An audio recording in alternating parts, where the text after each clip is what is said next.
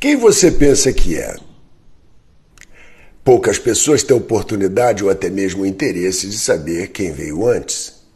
Imagina quanta gente que está misturada aí no seu ácido desóxido ribonucleico. Conhece, né?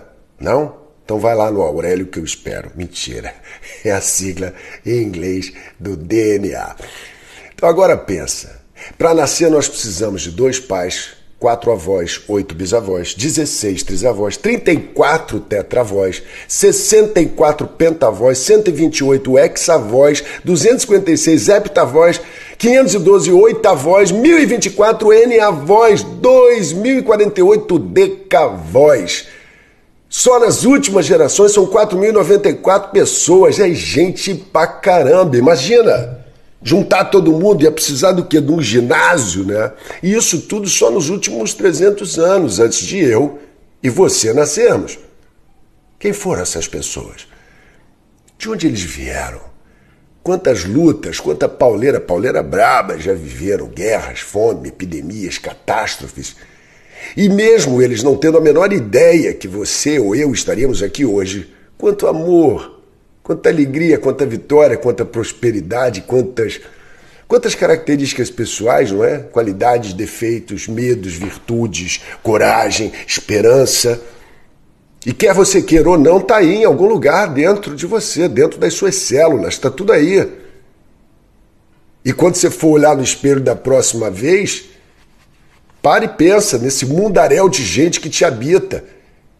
E nós só existimos graças a tudo que cada um deles passou. Faz sentido, né? Porque viver não é fácil.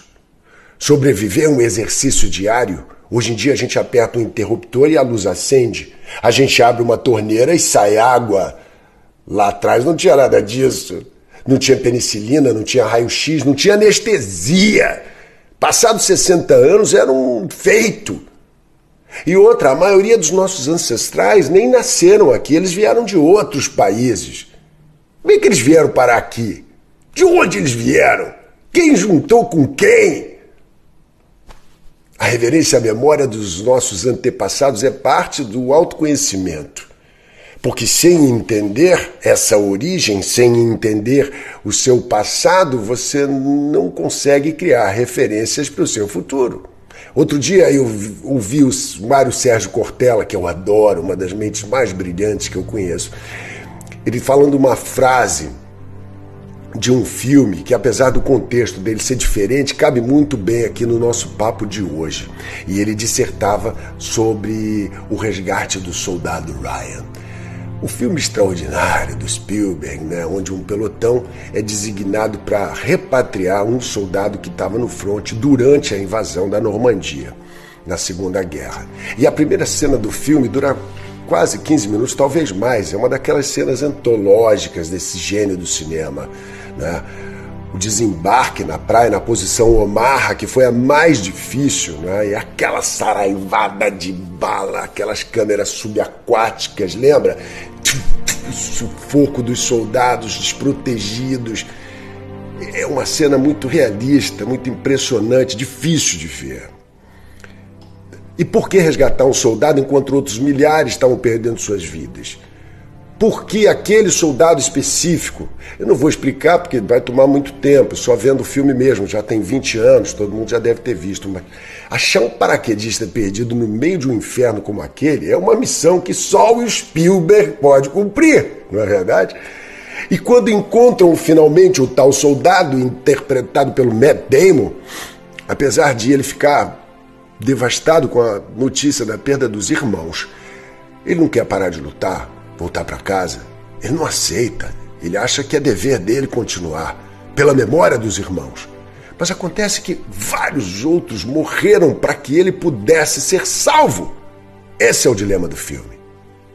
E quem não viu, é melhor parar esse vídeo agora, porque é spoiler. Numa das cenas finais, o comandante da operação, personagem de um dos monstros do cinema contemporâneo, Tom Hanks, é baleado e fica encostado numa mureta. E o Ryan vai até ele, não é? E o capitão, antes de morrer, segura o jovem pelos colarinhos e diz para ele: faça por merecer.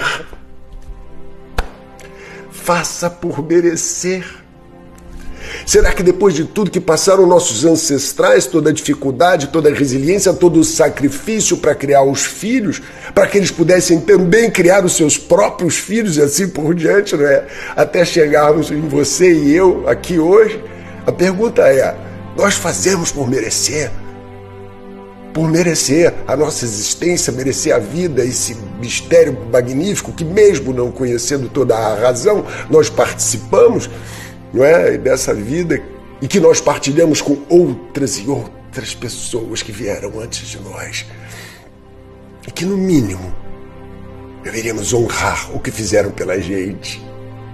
O que uma mãe, um pai, um avô, uma bisavó fez para ter comida na mesa, para te manter vivo. Suplícios, às vezes, inimagináveis, andar quilômetros a pé, pegar 3 conduções para trabalhar, noite sem dormir, privações, sofrimentos, atravessar o oceano num porão de um navio, ser maltratado, humilhado, mas não desistir nunca dos seus. Faça por merecer. Não precisa ser nada demais. Se conseguir fazer com que os seus descendentes tenham o mesmo sentimento por você, quando não estiver mais por aqui, então diga que valeu, valeu demais. É isso aí. Até a semana que vem. Um anzol e um queijo, um abraço e um beijo.